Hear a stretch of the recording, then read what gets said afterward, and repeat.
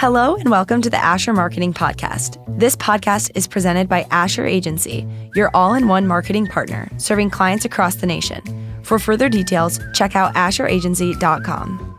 My guest is Shane Eagan. Shane, thanks for being here. Hey, thanks, Anthony. Great to be here. Despite the fact you have young children and you have a big job, you managed to make it here with us, so I really appreciate that. It's been a journey. So you are a third Pollywood guest. Pollywood is close to running in the lead for our guests on this podcast. I've always wanted to say this, but I'm a longtime listener, first-time caller. So. And you're the first person that said that in 5 years, so good for you. We're off to a great start. Well, I want to hear a little bit about your career path because we talked before we hit record, and you shared something interesting, and that is, although not in name, you've been with Pollywood for most of your career. My entire career, really. Okay. Yeah. So let's start a little earlier than that. When you were at Penn High School and you're thinking about, I'm going to have to do something as an adult, did you know what you wanted that to be, or did that come later when you were at Ball State or later on down the line? Yeah, no, fortunately, I at Penn knew I had a knack for creative. Okay. Had an interest in graphic design. And it kind of stems from just like, you know, you're a kid and you're an artist when you're a kid, right? Yeah. And a lot of people lose that, that confidence. And luckily I had plenty of mentors growing up that just, instilled that, hey, you've got a knack for this. You're good. And anyone from my mom to great grandma was very artistic, and we'd write letters back and forth with pictures. And, and just held on. And then by the time I got to Penn, I had, messed around with different computer programs and photoshopping funny things with my brother.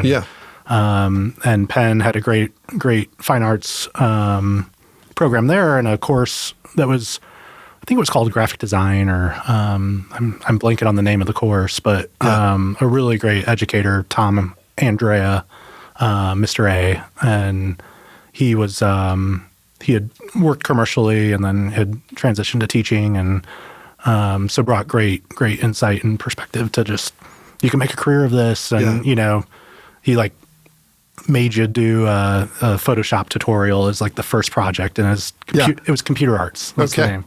And it was an old school like book tutorial, page by page, and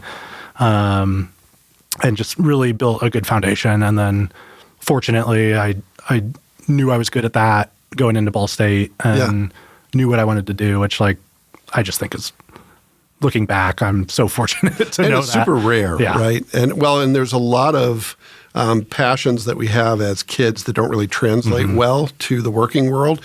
And at the same time, there's a lot of jobs that you're not going to be passionate about being an actuary when you're a kid, and all of a sudden you're in actuarial science, right? So the creative arts is one of those. So what'd you study at Ball State? Visual communication is the fancy way of saying graphic design. And Ball State's well known for being really good at that. Yeah, so they have kind of, at least when I was there, they had two tracks. They had visual communication, which was in the fine arts school. Okay. And then they had like a graphic arts management track that was a little bit more in, I forget what school it was in. Sounds more like a business program. Exactly. Yeah. Yep. Yeah. Okay. It was connected somehow like with their trade program a little bit. And so it was a little bit more about like running presses and things like that. But so I went the more fine arts route, and you get a well-rounded fine arts degree there. So doing painting and drawing and printmaking, anything that really sparked your interest, you could take a course on. And so it was great. So how do you then transition from Ball State into your career? What does that first opportunities look like? Yeah, I kind of luck butted into an internship at Biomet in Warsaw. That was before it was Zimmer Biomet. It was just Biomet. And that was between my junior and senior year. Okay. And I worked under a creative director there. Her name was Sharon Doan. Okay. And I think it was like a month into my internship, or even sooner, one day she's not there. And I asked one of my coworkers, hey, where's Sharon? They're like, oh, she didn't tell you. Her 2 weeks were in like a month ago, and she's gone. I was like, oh, okay. So she never told me, and she left. So I thought, I'm never going to hear from Sharon again. And, the following spring, I'm about to graduate, and I got a call out of the blue from Sharon. Oh, wow. And she said, hey, I'm at this new company that's up in Syracuse, Indiana, not far from Warsaw. And it's called Image Group, and we're looking for a junior designer. I thought of you. Love for you to come and interview. And so I had my eyes set on like Chicago or Indy, bright-eyed and bushy-tailed, coming out of college, want to work for a cool agency. And I drove up to Syracuse, Indiana, which, if the listeners aren't familiar, is a pretty small town.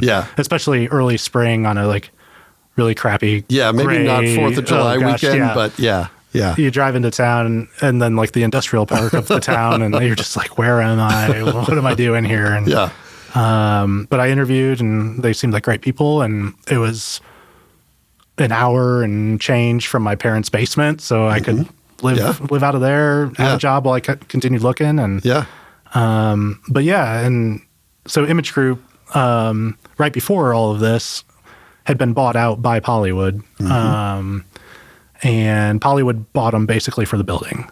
It was a pole barn. They had presses in the back, and then a marketing agency up front. Pollywood shut down the presses, used the back of house for their production needs, but saw value in maintaining the marketing firm. It could take on the Pollywood account.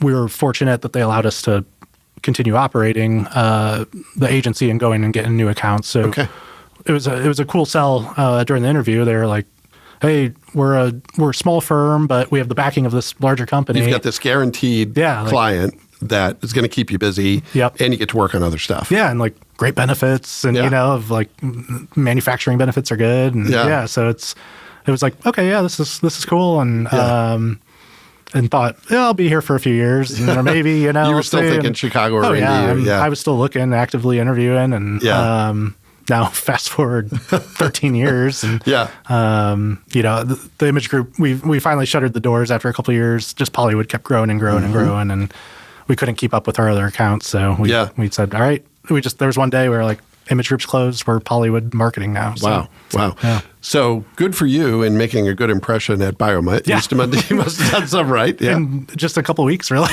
Well, sometimes that's all it takes. So for those who may not be familiar, anyone who's listened to this podcast over the years may have heard some of our other guests from Pollywood. But for those who haven't, and for those who may not be familiar with the name, it's a pretty well-known name. But what does Pollywood do, and what's your role in that? Yeah, so Pollywood's an outdoor furniture manufacturer. We create our own lumber, is what we call it. It's a recycled plastic lumber. So not the flimsy Adirondack chairs you see outside of your local hardware store that break after a year. We're talking heavy duty. It's a heavier than wood type material, so it doesn't blow away, and it's basically indestructible. It's kind of buy it for life type of product. It's got a great 20-year warranty. And was this, the company, it's a globally recognized company, but has always been based in Syracuse, correct? It started in 1990. It started in a barn. And I'm assuming that the original customer base was people with lake homes in north central Indiana, where you have this ready market. Now, obviously, it's much more expansive than that. Our founder, Doug Rassi, was in vinyl fencing pretty early on, and he was at a trade show, and the 80s recycling movement of, keep America beautiful, and the crying Native American, that was creating all of this product and different materials, and Pollywood, this lumber, HDP lumber, was one of those things, and Doug was aware of it just being in the fencing industry, but didn't have a use for it in fencing. It's not good structurally. And he was at a trade show, and across from him at the trade show was a outdoor furniture Adirondack guy making it out of wood, like you would, and it just clicked. And he was like, "That's it. That's what I do." Well, and I'm old enough to remember, there was and the debate sometimes still goes on, where it's like you can be environmentally conscious or you can make money. And I think Pollywood's a great example of you really can have it both ways. You can do something that's good for the planet. Create a quality product that has value that's different than the alternative, many would say better than the alternative because it's not going to rot. You're not going to have to replace it every 5 years and still, be responsible, but still, have a successful business. Yeah, absolutely. Yeah. So you've seen a lot of growth at Bollywood. Yeah. What does that look like on the marketing team? How have you evolved from image group folks to the team you have now? Oh, man.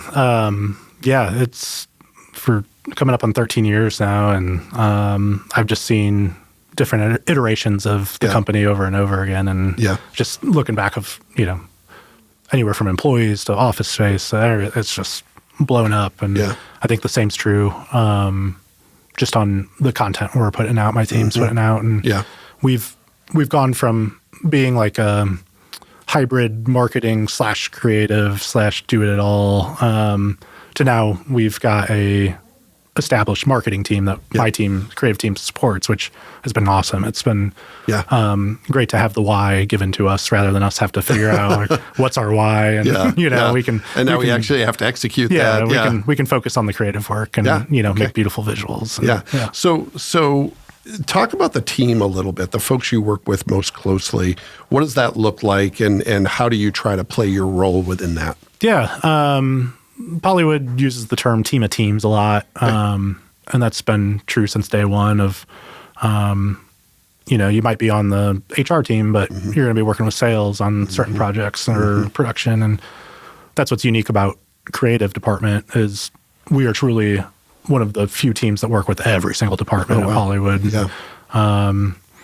So it's a little bit of everything and anything every day. And well, you mentioned HR. Is there a employee recruitment angle to some of the work you do, where you're talking to prospective employees? We support that.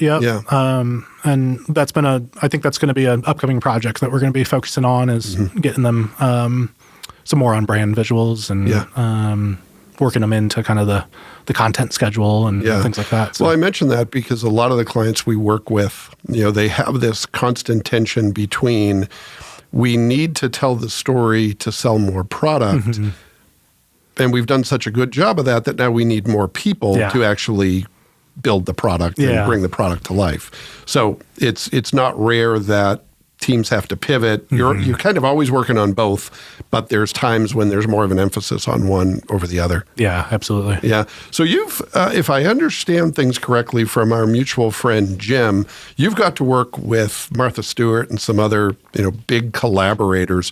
What's that been like? What's meaningful about that to you? Just really cool opportunities. It's awesome to. Probably opportunities you didn't imagine when you pulled into the industrial park. No way. Like prior to the big names of Martha Stewart, we were working with, really, really cool influencers and content creators and designers in the industry of interior design, exterior design, things like that. And a few like HGTV personalities and but the Martha Stewart was pretty cool. It was I got to have lunch with her, which was fun. And she was great. Very professional, very just such a pro. Kind of what you'd expect, right? Absolutely what you'd expect. But just amazing how she can flip the switch and just one take, and just. All right, that was good. All right, on to the next one. Don't have much to add. So no notes. Well, that's great. What ultimately are some of the biggest challenges you face in this work? What are some of the things that, they may be good stress, but they're things that, maybe the rest of us wouldn't immediately understand as challenges in your world? We're taking a quick break to talk about something that can truly impact your business, the power of public relations with Asher Agency. Imagine having a team of skilled communicators working tirelessly to shape your public image, build relationships with key stakeholders, and position your brand as a leader in your industry. That's exactly what Asher offers. Asher knows how to get your message heard by the right people at the right time. Visit AsherAgency.com for more info.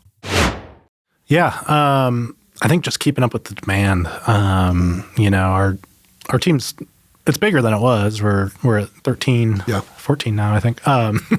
Check. But we've always been it feels like sometimes you're struggling to keep your head above water and just juggling, spinning plates, and then just with where the brand's headed and just the explosive growth we had, it's tidal wave, and it's managing priorities. I'd say it's probably my number one struggle. Well, and in your role, I would imagine you've got the actual hands-on work, getting stuff done. You've got the planning for here's what's coming up next. We need to be ready for that. And while you have some help with this now, the strategy piece, what should we be doing 3 months, 6 months from now? There's educating yourself as much as is changing in our world. What's coming up? What do I need to be aware of to stay relevant?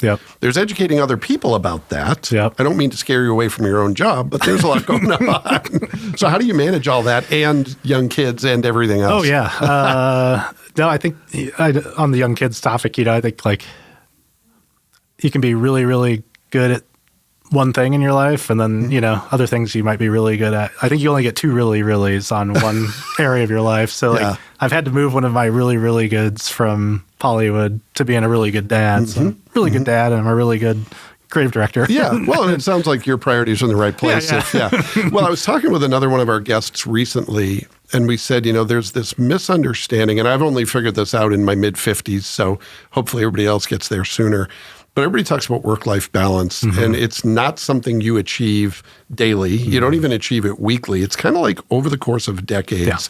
Did I give the right attention collectively to the right stuff? Because if you try to hit all your marks as a parent, as a manager of people, as an employee, as a child of parents, as a sibling, as a friend, all these other things, you'll just go insane. So it's kind of like, I'm not going to be great at that for the next 3 months, and then I'll reinvest in it down the line. And it's like, I don't know, it can be kind of a challenge too, like, I used to be really, really good at this at work, but it feels like it's slacking, but you just have to keep a 10,000-foot view of, no, we're doing fine. It's just not up to the former gold standard. For sure. And some of it is delegation, right? When you have a team of 13 or 14, there's things that you have to and should give to other people. And one of the hardest parts of that is walking away. Oh, absolutely. And saying, they might do it differently. They might do it better. And that's okay. I need to stay in my lane, but it can be really tempting to do the thing you've always done and just be comfortable. But I think where the real magic is when you kind of level up because you get great people you can delegate to. So. Absolutely. And once again, my team's just amazing, and I'm so proud of the work we do. And they're just all true creative professionals, and it's great to have a team that you can trust, to hand off that work. And whenever I feel that of like, I could just do it, and then I ultimately hand it off, and I'm always pleasantly surprised when I'm like, wow, they did that so much better than I would have ever done. And part of the art of delegation is saying really nice things about your team so they know they're appreciated. And when you give them work, they're like, okay, this is all right. So what are some of the things that are on the horizon, some of the projects, things on the to-do list that as you look ahead are your priorities? Really top of mind. We just today launched our commercial website. So a whole new leg, tentpole of sales, really. It's always been reactive in the past of the commercial side of things. If a hotel property or restaurant reached out, we'd of course work with them, but it's really just at that point, it's repackaging the products that are more B2C at that point. And it's sales too, of just working with them on pricing and, large projects and all that. So we've, Pollywood's built out the team. We have an awesome commercial team now, dedicated sales staff. And, they've been working with us pretty heavily over the last year or so, I guess, of, designing all the content to support that team. And we've been working on trade shows and physical spaces. And, I mentioned the website and commercial mailer catalogs, and it's a whole different, voice for the brand. And, it's been fun to, flip the switch and dip our toe into commercial, and a lot of cool opportunities coming through, and getting the photo shoots to support that, and working with hotels and restaurants and and it might sound simple, but it's creating messaging and images that look like their world, right? That they can say, they must be good at this because they understand us. Absolutely. Right? Yeah. And not saying, well, I know this isn't you, but imagine if it were different. Yeah. Now you don't have to do that anymore. Yeah. So, but yeah, that's definitely a big one. We've been working a lot in direct mail for the direct-to-consumer brand, and that's been going on for a few years now, but it's been working great for us, and it was very exciting for the creatives. We love print, and it's fun to design for print. And well, if nothing else, you get a little bit more real estate to work with than you do with some of the digital components. Absolutely. Yeah. Well, and I want to talk a little bit about that because we recently had a conversation with one of our clients, and I won't disclose who it was, but they came to us and they basically said, we're feeling pressure internally to get away from print and do more digital. And while we know that digital is often first impression and it's the impressions people are going to see most, we believe as a marketing team, print still has a role.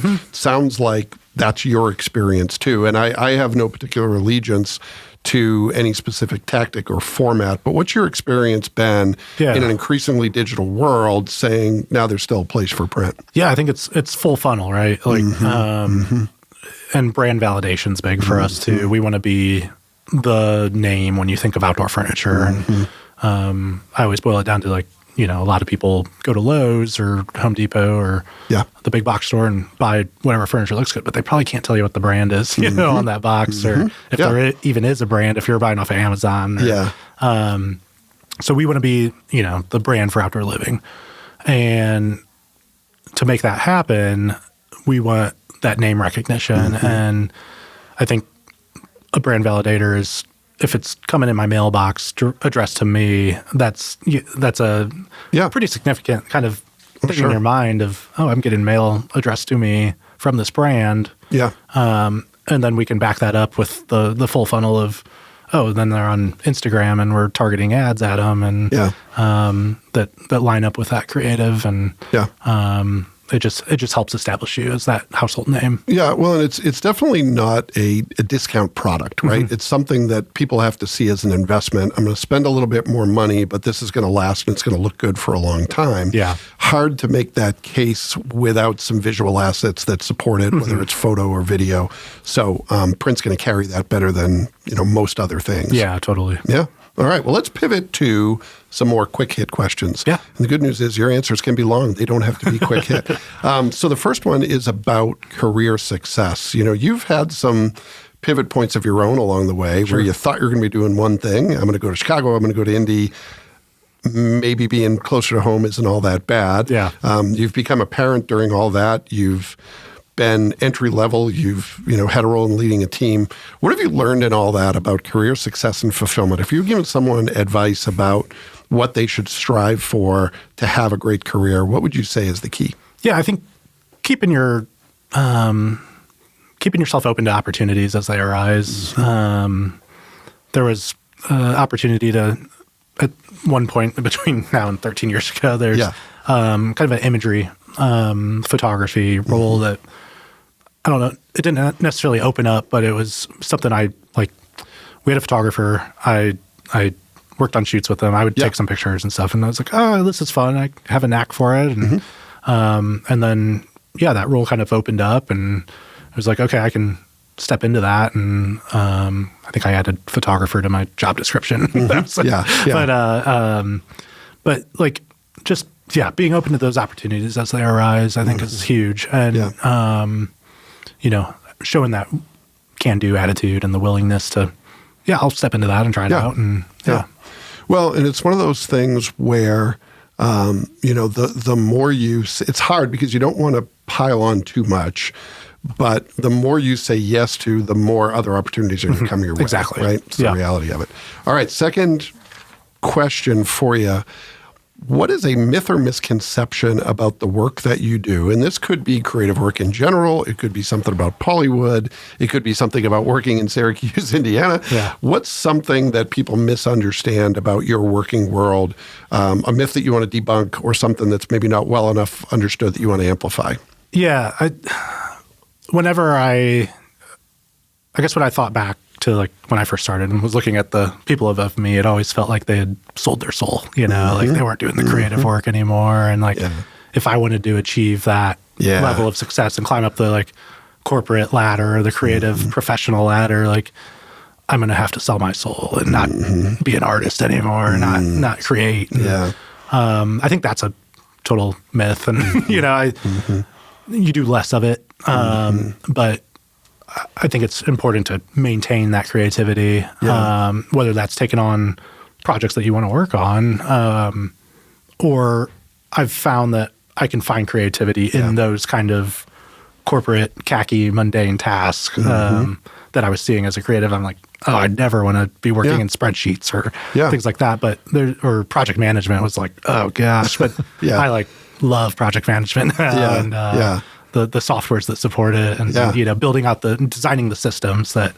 help my team run. Well, and another aspect of that, I mean, this is something I've found later on in my career, is I honestly get more satisfaction about watching other people I work with take a step up versus myself taking a step up. It's kind of like I'm good, and in more of that supervisory management role, you can impact more people, and kind of like the creativity that you used to use hands-on, you can still do that, but can you inspire other people that makes, this is a little high-minded, but it makes the world a little more creative because you're taking what you've learned and disseminating that. Yeah, totally. So if you need a justification for selling out to the man, hey, there it is. It's helped me over the years.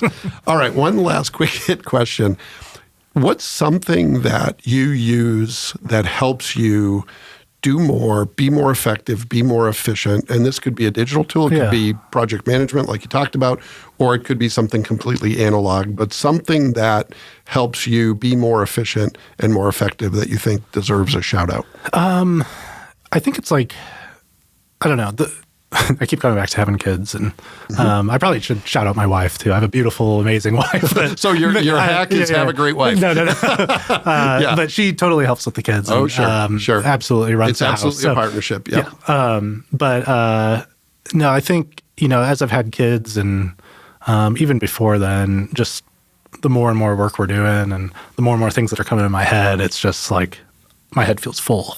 And something I've found that's been very helpful for me is I call it a second brain.